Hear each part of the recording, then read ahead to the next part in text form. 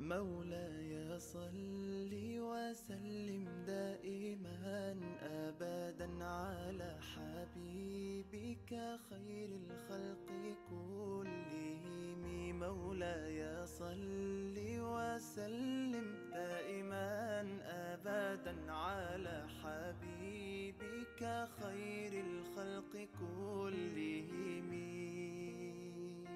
يا نبي سلام عليك، يا رسول سلام عليك، يا حبيب سلام عليك. But the idea is for the communities to come and join us for the iftar, and for the communities to engage with us, and maybe they just want to know more about Islam, they want to ask about Islam. In this era of social media and internet, it's just we have access to lots of knowledge, but the problem is just we don't communicate, we don't talk to each other, and this is what we're trying really to have this channel for the communities to come and know more about Islam, know more about the communities, and for us to know more about the communities here in Cornwall. The first pillar, which is the most important one, is the declaration of faith, which is for a Muslim to declare his faith by saying, I bear witness that there is no God but Allah alone, and I bear witness that Muhammad is his final messenger. In fact, the significance of Ramadan comes not from fasting, it comes from the fact that it was the month in which the Quran was revealed. So the fasting was later being made obligatory to Muslims to signify the fact that Ramadan is the month in which the Quran was revealed to the Prophet. So the Quran is the verbatim words of God that was revealed to Prophet Muhammad, peace be upon him, through Angel Gabriel, and that was 1,400 years ago. So what we need to do is we need to refrain from having food, drink, or having any sexual activities or relationships. Spiritual aspects, of course we need to do those all the time, but of course during Ramadan it's more important to refrain from foul language, vain talks, hurtful behaviors. Why fasting? Again, in the same verse that was revealed to make it obligatory for Muslims to fast, Allah said that so you may attain taqwa. Taqwa in Arabic means God consciousness, is to become more conscious of God.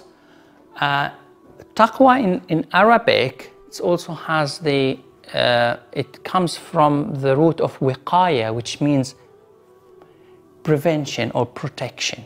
So to protect you from committing sins. So if you to do this act of fasting, that would help you to create some prevention around yourself from committing sins. And that is true because we've never heard, for example, that someone is fasting and committing theft at the same time. We've never heard that someone is fasting and while he's fasting go and commit really bad things like killing, for example. Fasting is different from other acts of worship. For example, if we talk about the prayer is only 5 minutes. If we talk about pilgrimage, it's once in the lifetime. But fasting is an act of worship that lasts for long hours and for a month. So it's like a training course for people who practice fasting. And the aim is by doing this act of fasting during the month of Ramadan is to bring us closer to the God, to the Creator.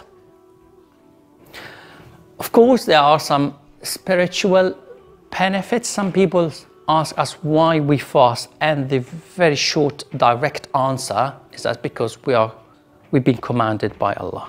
That's the direct answer. This is why we fast. He told us to fast. We accepted Islam. We accepted him as the creator. We accepted Muhammad as his prophet. We accepted the Quran as his words. So Islam is, the meaning of Islam is to submit and to surrender to the will of God. So he commanded us to fast, and we fast. But then we can talk about the wisdom behind this commands. Then we can talk about lots of wisdoms, and it's increased faith. It's the purification of heart and soul. It's just you leave your food, you leave your drink, you leave lots of things that you enjoy for the sake of God. So I'm unconscious that while I'm fasting and I'm feeling hungry or thirsty, that yes, I'm doing this because I want to bring myself closer to Allah, closer to the Creator. And that does increase my faith.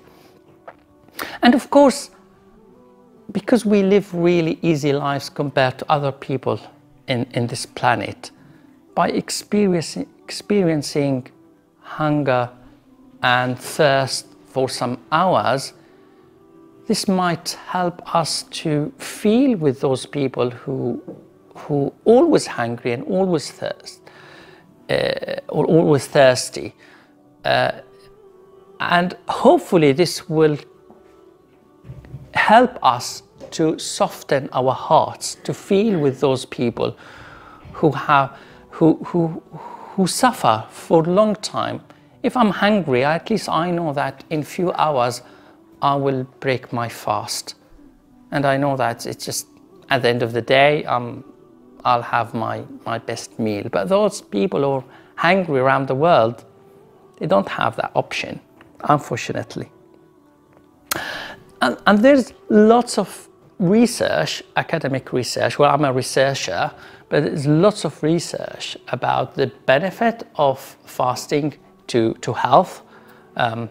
Actually, the BBC was talking about intermittent fasting and how good it is for lowering blood sugar, cholesterol, lowering blood sugar and blood pressure, improving strength, endurance, and all of those benefits that they are becoming like a scientific fact now, that fasting is good for your health. Who should fast? All Muslims should fast, except children, unhealthy adults, mentally or physically, adults who are traveling. Some of our typical activities in Ramadan, so sahur, sahur comes from the Arabic word of sahar, which is the time during just before the dawn, that time, just the last stage of night, the last bit of night. It's called sahar in Arabic. So suhoor is a meal that we can have at that time, and normally it's just very light meal, and we are encouraged to have this meal, even if it's just a sip of water or one date or just very light meal. And then iftar, which is breaking the fast at sunset. We have lots of social gathering actually, especially in Muslim countries and Arab countries. It'll be the whole thing changed during Ramadan. The street changed, the way that people gather and talk. It's just it's a festival, actually. We do lots of recitation of the Quran to connect us more with the Quran, and we have Taraweeh and Qiyam. They are two optional prayers, one at the early part of the night and one at the late part of the night. Eid is to celebrate the end of Ramadan. So in Islam we have two festivals, two celebrations, and both they come to mark an end of a worship activity. So the first one is Eid al-Fitr, which comes at the end of Ramadan to celebrate that we have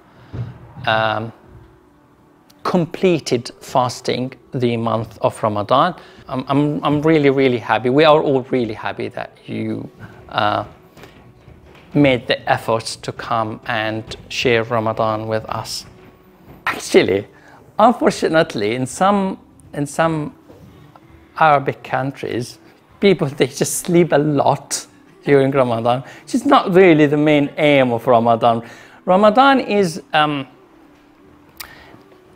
actually helps you discover the strength that you have. I remember when Ali was young at his primary school, he insisted that he wanted to start fasting. He was quite young. I was really a bit worried about him fasting because he was at a young age, and it was during the summer, so it was really long hours. So I remember that I phoned his teacher saying, he's fasting, but please keep an eye on him and force him to break his fast if you think that he's not well. You can decide for yourself, can't you? Yes, you can, yeah. Actually, it's the best person to ask is yourself whether you can continue or whether you can't continue. أشهد أن محمدًا رسول الله. أشهد أن محمدًا رسول الله.